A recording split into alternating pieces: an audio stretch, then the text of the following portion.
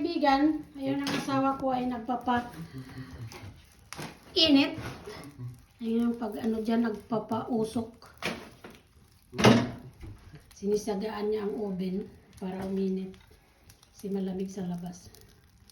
So, ayan. Skal jeg tulle nå? May. Mag-joke Er na du siya. sikker på det? Ayan. So, mamaya mag-init na yan siya. Pwede rin tayo magsaing sa ibabaw. Kasi na isa. Tapos ito naman may electric pan siya.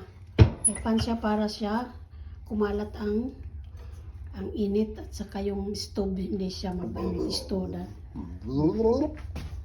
Pwede rin dito magsaing kasi may butas yan dyan. So ayan na siya. Nagsiga na. Diyan na yan sa hintay na init na lang loob ng bahay. So ayan, yan ang buhay dito sa Norway. Yan, pero may